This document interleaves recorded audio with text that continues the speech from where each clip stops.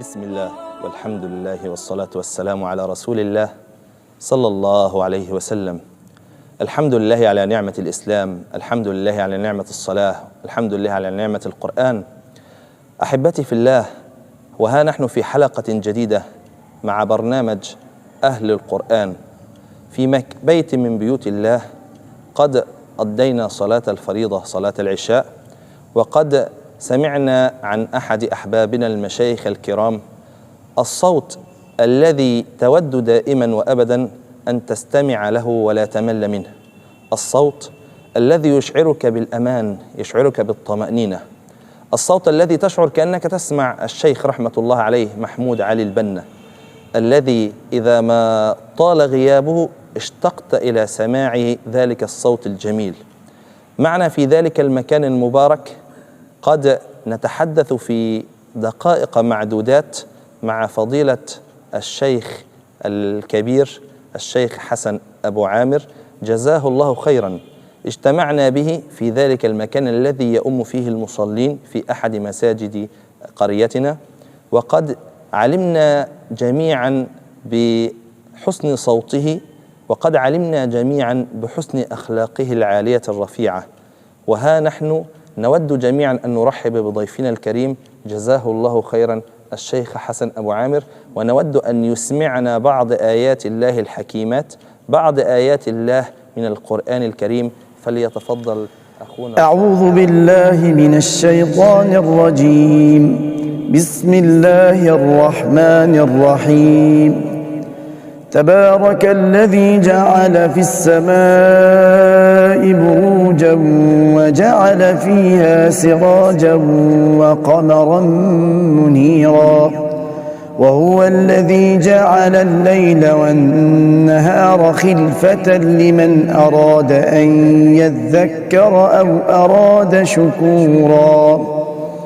وعباد الرحمن الذين يمشون على الأرض هونا وإذا خاطبهم الجاهلون قالوا سلاما، والذين يبيتون لربهم سجدا وقياما، والذين يقولون ربنا اصرف عنا عذاب جهنم إن عذابها كان غراما إنها ساءت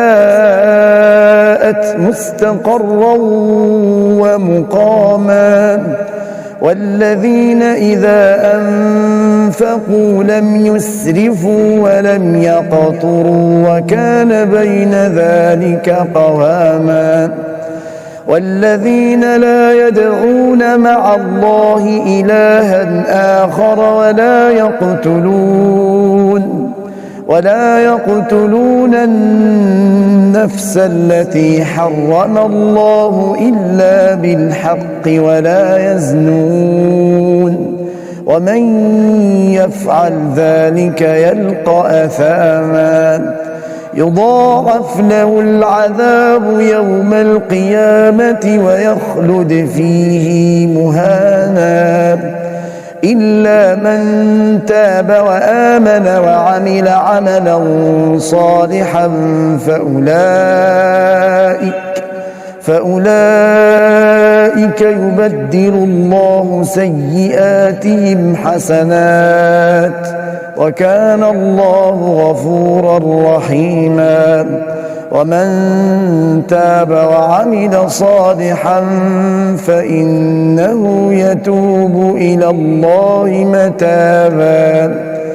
والذين لا يشهدون الزور وإذا مروا باللغو مروا كراما، والذين إذا ذكروا بآيات ربهم لم يخروا عليها صما وعميانا، والذين يقولون ربنا هب لنا من أزواجنا وذرياتنا قرة أعين وجعلنا للمتقين إماما. أولئك أولئك يجزون الغرفة بما صبروا ويلقون فيها تحية وسلاما خالدين فيها حسنت مستقرا ومقاما قل ما يعبأ بكم ربي لولا دعاؤكم فقد كذبتم فسوف يكون لزاما.